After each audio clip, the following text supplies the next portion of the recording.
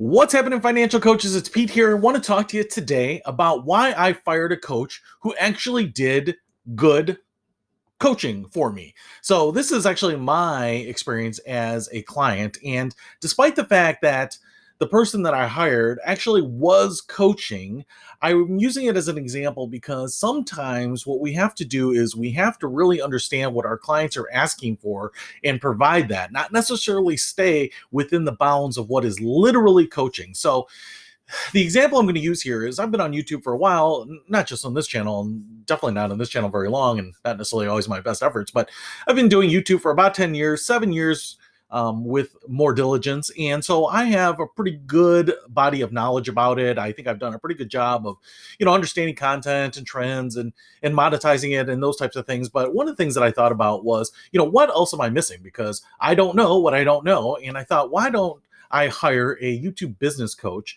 to help me kind of understand, the stuff I'm building, what the next level is, what am I missing, what are the things that I need to think about, how do I get more strategic about the future, how do I keep momentum, all of these types of things. And certainly some of these things would relate to this channel as well. But what I did is I hired a YouTube business coach for $2,500. And for that $2,500, I got a couple hours of dedicated time. There was probably a little prep time for this coach beforehand. And this isn't just to say that he's not good or anything like that, or he or she, but one of the things that I think the coach wasn't getting was I was asking questions for answers. And, specifically, I remember a couple of things like, hey, I've got this type of content. I've got this type of content. It's all mashed together in one channel. Should I split those out into two different channels?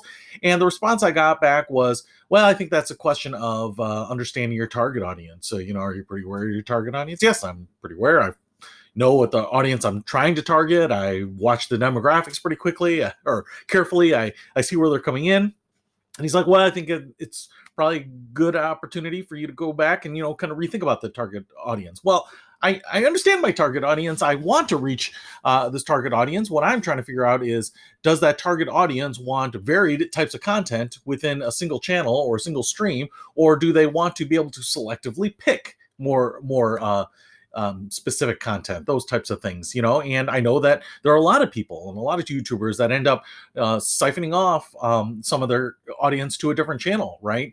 Some car channels will be review cars, but then they want to do more lifestyle stuff. How do they get the cars, behind the scenes, and they spin that off into a different channel, right? That's not necessarily my bag, but it's kind of those questions that I wanted to ask, and I got a non-answer out of it.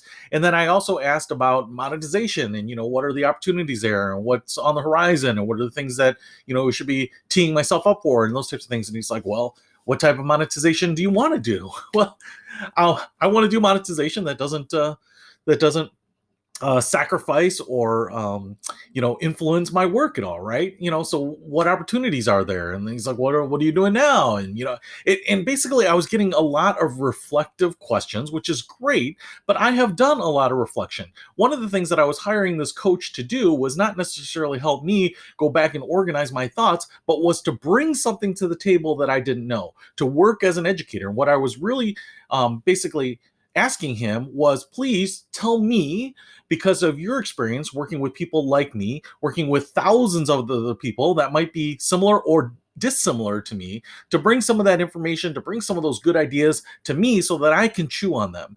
And yet I was asking questions, and it was more about him just asking me questions that was like more of an interview. Like I almost felt like he was asking me things, and then at the end of that couple hours, which was repartee of questions and asks and answers, which was more questions than real answers. It was more questions with questions.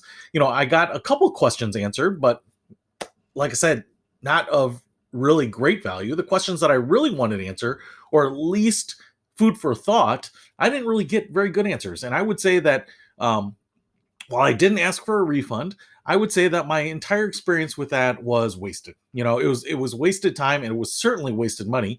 I certainly parted with money in hopes that it would come back to me, or come back to me with friends.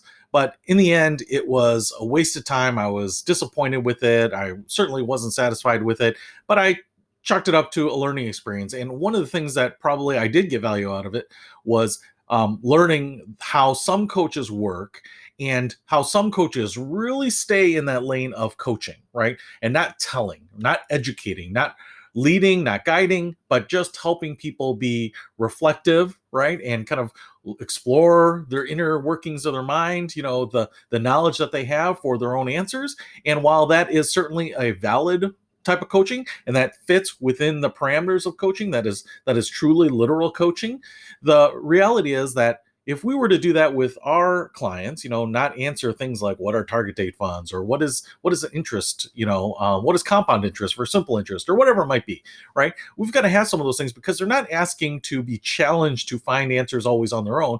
They're asking because they're curious. You have that information. You can leapfrog them to the point where they really now need to be reflective about something, right? You can get them beyond the minutia and to the deep things. And this was an experience for me. I've had some really good coaches in the past and some not so good coaches, but for me, it was a situation where, what I learned was some things not to do. And so hopefully, if you were thinking about this, working with clients, and you find yourself saying, well, I feel like I could have interjected more in that, or I could have given my opinion on that, and certainly if you think some of those things would have been, you know, natural, then I think you should do it. I think you should go with your gut. It should feel more like a conversation. I don't think we monitor ourselves all the time when we're just having a conversation with people and you say, hey, this is an idea. This is something you might want to try. This is something I think might help.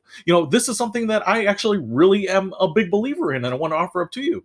And very often, even when we get enthusiastic about stuff, I think most of us are not saying, listen, you have to stop everything you're doing and do it my way and do this right away.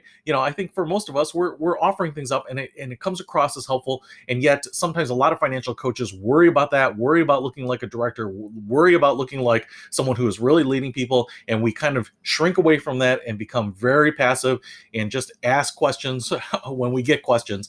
And so, like I said, there's always a balance to it. But, I'm hopeful that my story here helps you not become someone that is finding that their clients aren't coming back. The clients aren't re-upping. The clients aren't coming back for another session. The clients aren't referring you because you think you're doing things right because you are going by the textbook coaching parameters, when in reality, there are so many more things, more push and pull and offerings and food for thought and suggestions and guiding and leading and cheerleading and all these other things. So don't shrink away from some of those when they are a natural part of it. So hopefully that helps. I'll see you later.